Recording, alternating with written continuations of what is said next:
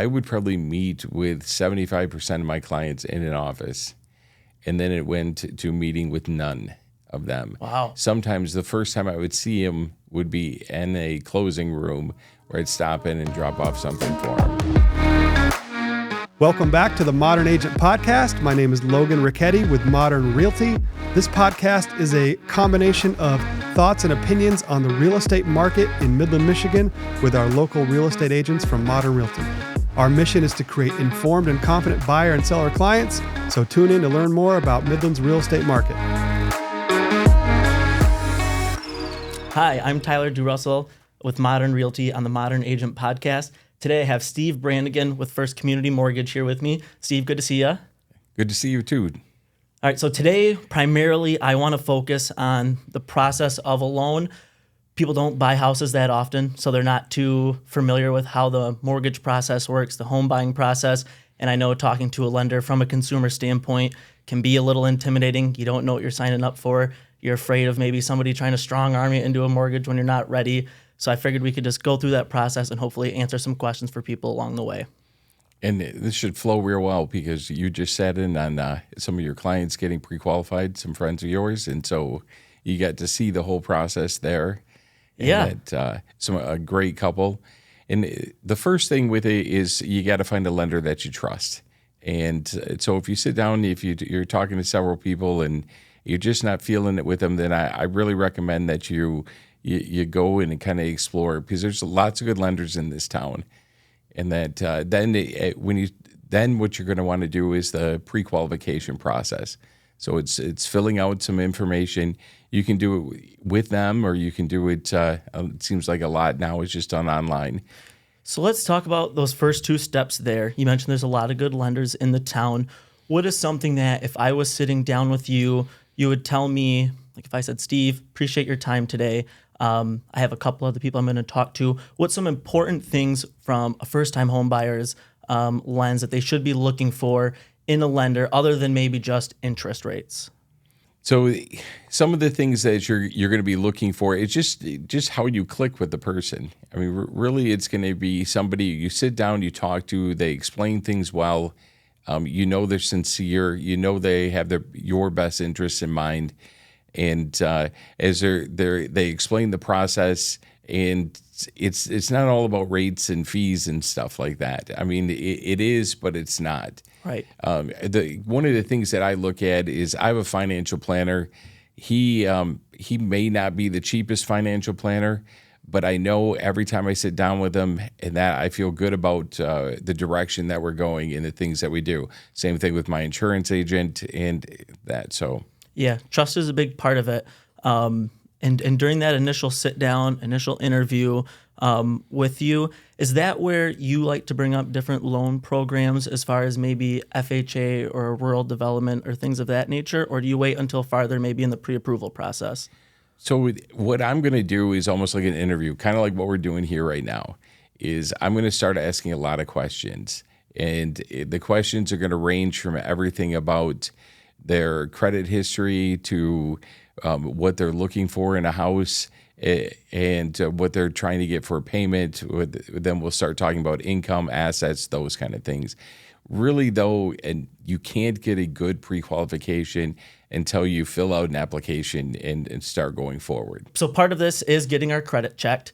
When we get our credit checked, obviously people might be a little bit intimidated by that hard inquiry, but it's something they have to do. What can we learn from, or not rather, what can we learn, but do you think people place too much of an importance on their credit score and maybe there's a much wider berth that people are actually given than they might think they are?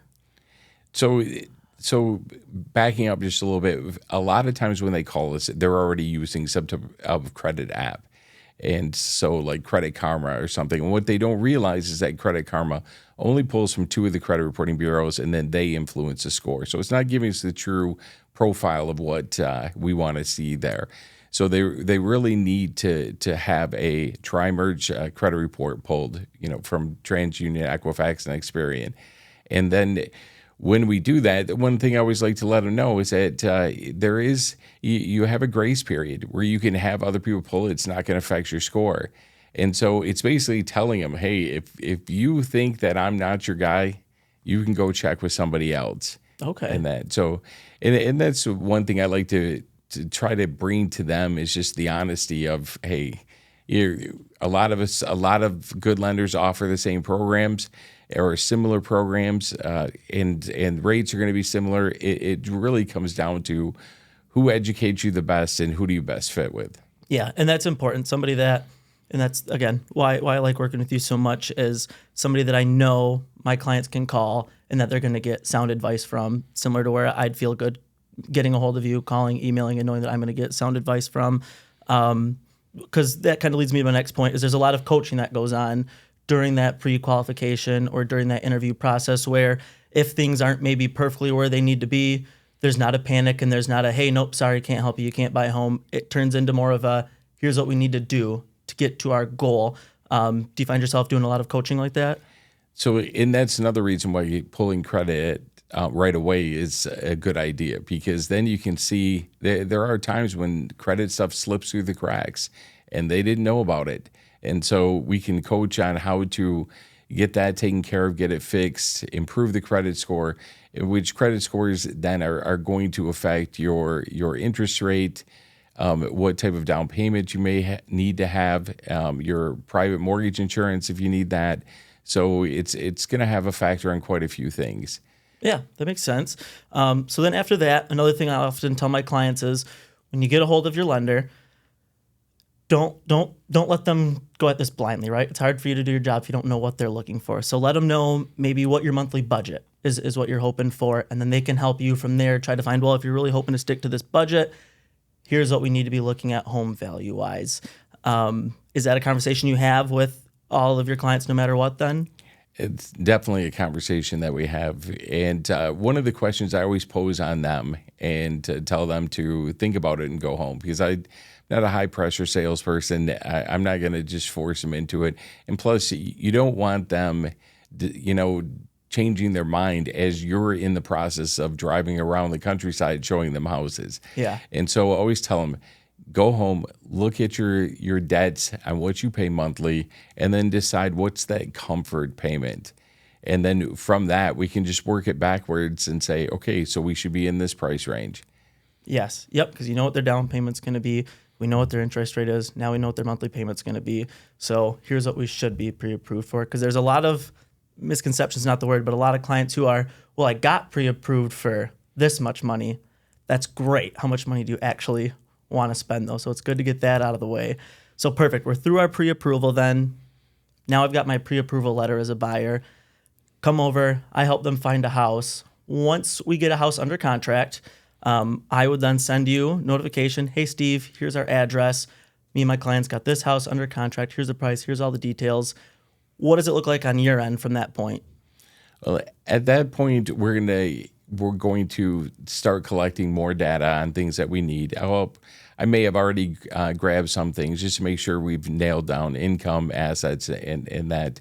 So we'll get the loan documents signed, e-signed, and then we'll then start focusing on any other loose ends that we need to tie up.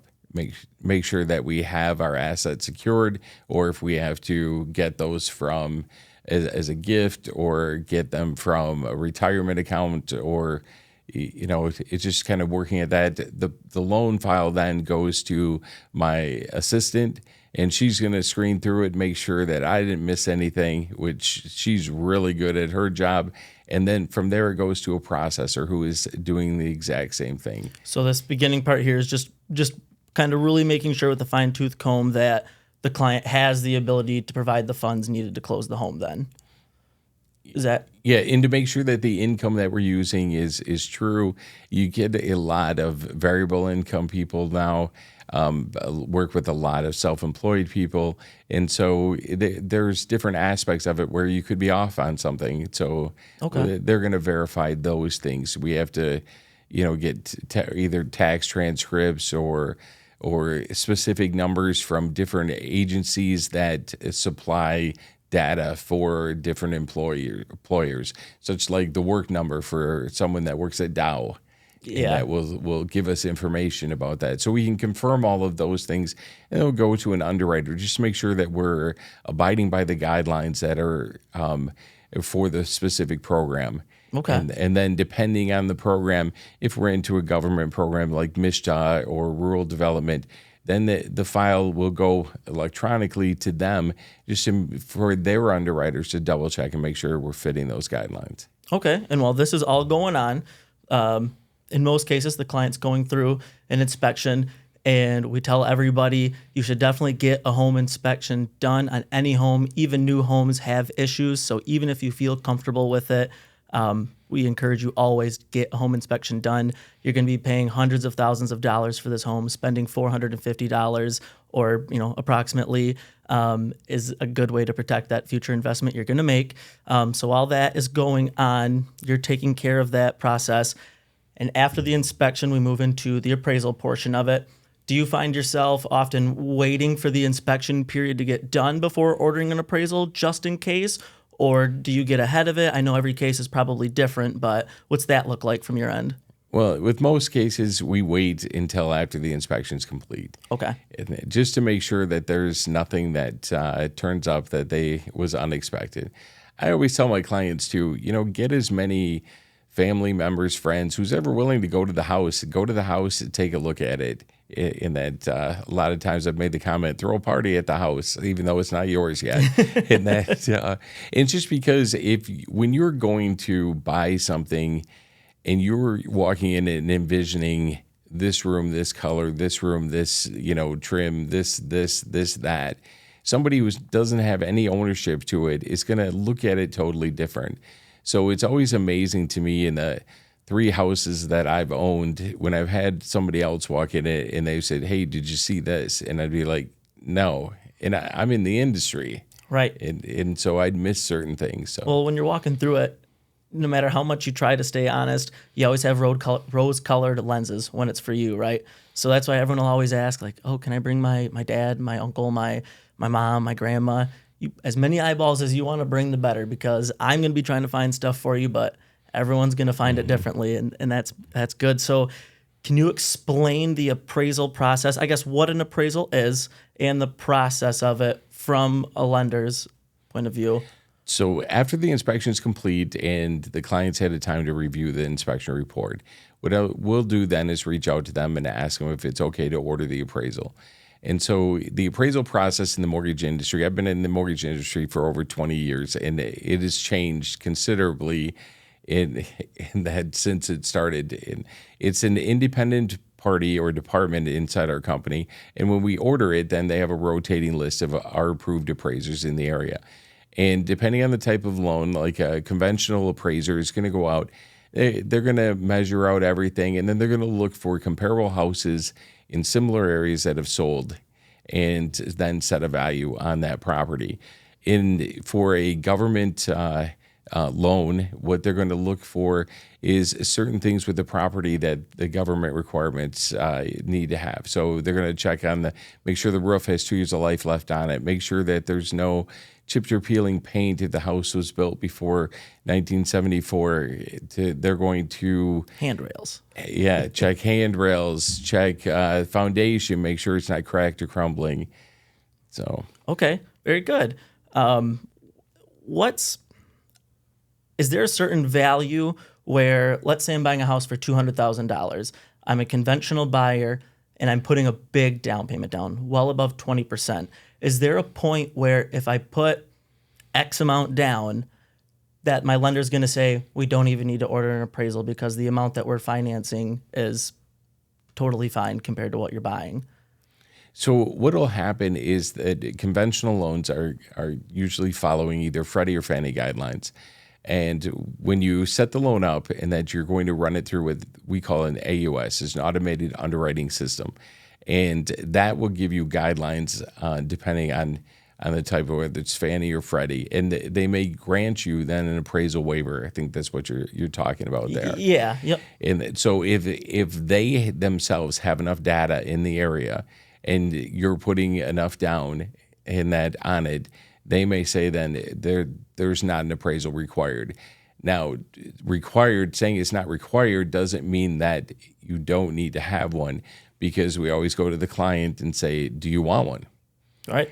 And a lot of times they're like, no, not really, because it's not really going to be relevant in that. But it's always an option for them. Very cool. I've only ever seen it one time where that's happened, and the first time it happened, it kind of set me back a little bit. What do you mean we don't have to have an appraisal done right now? But it's good to know that. So after the appraisal, then, I guess real quick before we moved on, you mentioned Fannie and Freddie there. For people listening who might have maybe heard, oh yeah, I think my loan one time got sold so-and-so, but can you explain who Fannie and Freddie are and the role they play in the mortgage industry? So Fannie and Freddie are two agencies that have the guidelines for conventional loans. Okay. So they're a big part of them. Perfect. So they kind of set the guidelines for all lenders. So it's not just, hey, I'm Steve and these are my rules. It's right. I'm following these two guys up here and what they say we need to do. Correct. Yeah. Okay. Perfect.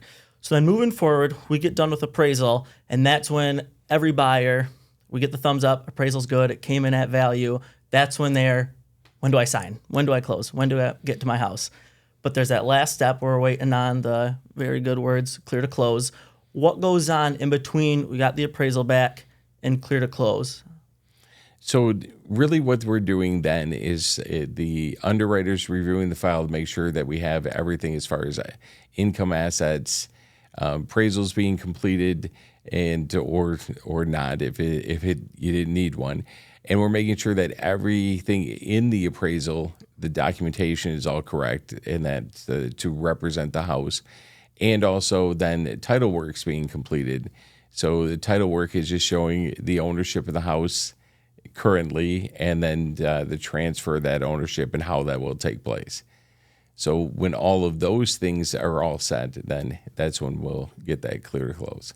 Perfect. And then we move over to the closing table. We come, everybody signs. There's usually some final questions as you're going over documents, but you're obviously ahead of the game, and there's usually not too many questions there for you.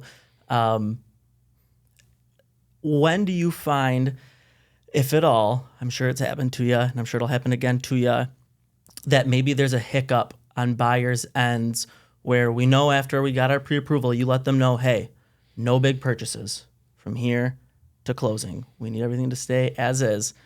When in the process do you find the, whoops, we bought new furniture, or whoops, we just bought a new car also to go with the bigger house?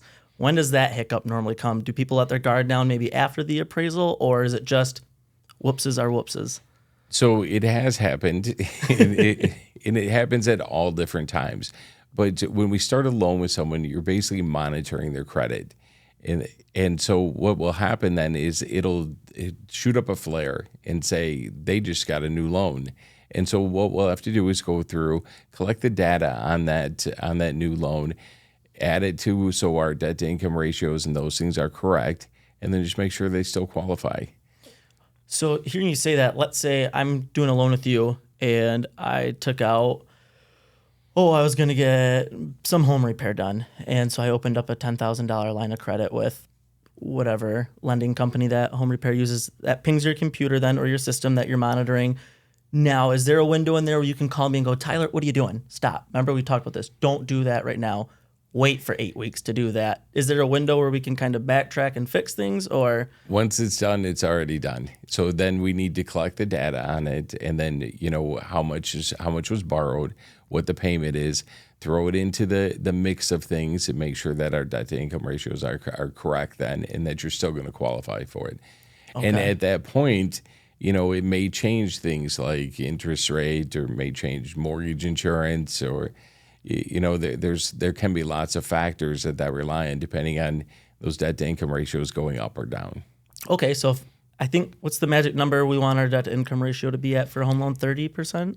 It depends on what type of loan, and there's a little leeway, some give there with it in that. So okay, but if we tell you you're right at the top of it, and then you went out and bought a car, I'm probably never going to forgive you.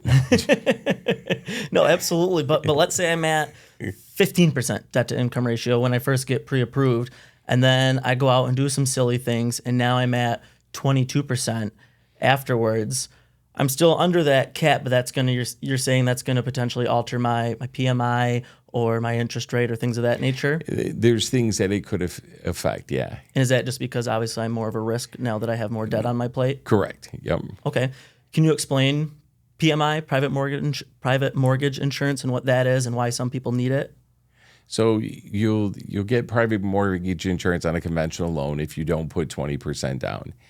And so it stays on the loan until you have the 20%, actually 22%, and it automatically then will drop off. So you'll have documents that'll be stating, it'll tell you exactly when. If you pay extra, you do have the ability to have it removed, and that you would have to then provide documentation showing that the value of the house at that time and that you have that equity in it. So, and it's the purpose of the PMI is just extra security for the lender, that they're getting extra money a month to cover the lack of down payment, the lack of skin in the game the buyer may have, right? It's an insurance policy, yeah, on the remaining balance of that 20%. Okay, perfect. You've been in this for 20 years. I know a lot, or more so lately, there's been a lot more less than 20% down payments than I'm sure there were in the past. So has PMI become a lot more common in the last, let's call it, decade, or has it been pretty steady throughout? And maybe that's just a misconception that I have. Maybe 25 years ago, people were still putting 3% and 5% down, and our parents just told us otherwise. And I think that's exactly true, because it's so funny when most young people walk in my door. I'll start explaining the different loan programs. I always start with conventional loans, and the first thing I'll say is, this is what your mom and dad talked to you about. And it'll always get a smile, because it'll be, yeah, that's exactly what they talked to us about. But it might not necessarily be the right program. Now, we have gone through a time period where there's probably been more homes purchased with cash, and going through, COVID and all those things, we seem to see cash flying a lot more. I don't think there's been a whole lot of difference, though, in the people needing mortgage insurance and those that don't.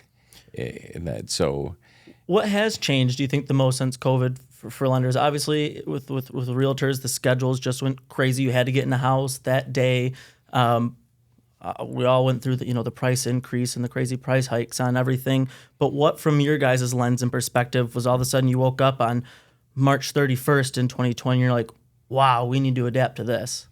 So one of the biggest things is that I would probably meet with 75% of my clients in an office, and then it went to a meeting with none of them. Wow. Sometimes the first time I would see them would be in a closing room where I'd stop in and drop off something for them. Yeah. And that became a bigger deal than a lot of phone conversations and stuff, in not having that initial interaction, being able to look at their faces, see if they had a question about something or maybe fully didn't understand something. So, yeah, no, I like the in-person so much better. It feels, I just had a seller who lived far away, and then her land that she was selling was even farther away. So we actually, like that, we never met till the closing table. And we talk on the phone all the time, but there's just something you miss about when you're going through a transaction together. There's a lot of ups, there's a lot of downs, and without having that face-to-face handshake contact, it feels a little bit empty with it. What was it like when all of a sudden rates started plummeting for you guys? Now there's 2.5%, 3% interest rates. Well, that was insane. I couldn't work enough. So that was basically that. And that happened quick, didn't it? It did. It happened real quick. Before that happened, what were rates at? Do you remember? Rates were fives, sixes, somewhere in there. Okay. And then they just started on this downward spiral. Yeah. How quick did that take from 5.5 to 2.5? I don't remember exactly the time period, but it seemed just like what you're saying. It seemed like it happened extremely fast. And the phone just started ringing off the hook. The phone was, yes. How many, and we can talk about this process now, how many of those are refinances, do you think? Out of 10 phone calls for a loan during that time, how many were refinancing? Oh, I think there was 75% of it was refinances. No kidding. And that there wasn't, yeah. So what does refinancing look like? Because I'll never forget, as a first-time home buyer, I was, 21, 22. Had my home, was more than happy with where my payment was at, but I got an email or physical mail from my lender at the time, commercial lender, and not commercial business, but a big lender, we'll say that, and to refinance, and my monthly payment could be this. And I'm like, well, shoot, why wouldn't I do that? That sounds better. And then I call, and they run my credit again, ping my credit score again, and tell me I need to put like $15,000 down or whatever, and then my monthly payment will be that. And I was so angry because it felt like why did I just bought a home. You think I have 12, 15 grand, whatever it was at the time to put down there. So I feel like I just didn't know what I was doing. But the refinancing process is essentially just like rebuying the home, kind of, right? As far as getting a mortgage goes, getting a new mortgage. It can be like that. Most of the time when you call a client to refinance them, is rates, like right now we're going into a time period, rates are coming back down again. And so the clients that you've worked with in the past, 3-4 years, rates are coming down, so you're going to be able to refinance them. And so you give them a call. You've already kind of figured out where they're going to be at, exactly like as you had mentioned, that person. But they have some equity built in their house, so the costs are going to be minimal. A lot of times with the escrow accounts, you can just roll back in that to an escrow account. And so you're not going to get that person who just closed 6 months ago, refinance them. Oh, that was me. Yeah. You're not going to do that to them where they haven't built up any equity, and then you're going to require that they bring a bunch of money to the table. Okay. So there's more often or better than not chance that if I'm refinancing, I have equity in my home, that I won't need to bring any cash to that table. Correct. All right. So one last thing I want to talk about and kind of really hit some details on, because it's what everyone's been talking about now for the last 2 years, is interest rates and when they're coming down, because we have so many people that are waiting for them to come down. And lately, we've been getting word that feds are making cuts, half-point cuts, and there's projections for them to make, I think, 3 or 4 more over the course of 2025. So just talk, I guess, about what you've heard about that, and more so, what does that mean when we hear the feds are making a cut, whether it's a quarter point, a half point? What does that mean, that quarter point or half point, and what does that then mean for your rates? So a couple of things, and that's a huge handful of stuff Yes. you just threw out at me right there. So as far as mortgage interest rates, they've been coming down the past several months, and they're based more on things called mortgage-backed securities, which are bundles of loans on the secondary market. And it's investors investing into those mortgage-backed securities, and that depends on a lot more factors in the economy, as far as the inflation and different things. So what the Fed does has a little effect, but not what people think. So when you hear, like last week when the Fed chairman and the Fed decided to drop the Fed funds rate a half a point, and that has to deal with short-term rates. That's going to be more, or it's what your banks are lending in that overnight. It's going to have more to do with your car loans, your home equity lines of credit, which that would be the only mortgage side of it, and just regular home equity loans, your credit card rates, those kind of things. And so as the Fed is doing that, though, it's just easing up money in the economy. And so just as you mentioned right there, you can go and look at what they call the dot plot, and it's each Fed chairman's prediction on where the rate will be, and that at different periods during the year or for each year. And so the Fed has actually predicted that there will be another half a point drop. They don't give you a clue on. They have 2 more meetings, one in November, one in December, and when it'll be. And what they're watching is economic data, because they're watching the jobs reports to see how that's going, and they're also watching inflation indicators for that. Okay. Do you get a lot of phone calls when this is announced saying, hey, Steve, I heard the feds are dropping a half point. Does that mean while I'm shopping for a home right now, my interest rate's going to drop a half? I get more than a lot of phone calls for that. Okay. Phone calls, text, a lot of people saying, hey, so now you can reduce my rate even though we're closing tomorrow a half a point, and then you just go through and explain what we just talked about. I'm glad you brought that up too, once I sit down with you and I have my pre-approval, is that rate locked in? If so, how long is it locked in for? Can I change it if all of a sudden I'm still house hunting and I'm locked in, but I see, whoa, now this guy's got, 5.25% and I'm at 6%. Whatever I got to do to get that, I'm doing that. What does that look like, that process? So it all depends on you. We're always going to have those conversations with the client and say, hey, do you want to lock in your interest rate? And then we'll give really good advice on the pros and cons of doing that. Okay. But let's say that the rate is locked in and then mortgage interest rates start dropping in the process of that going on. We have the ability with our company to do a float down. In other words, float them down to the current rate. Awesome. And that, so then we can lower theirs in that before we close.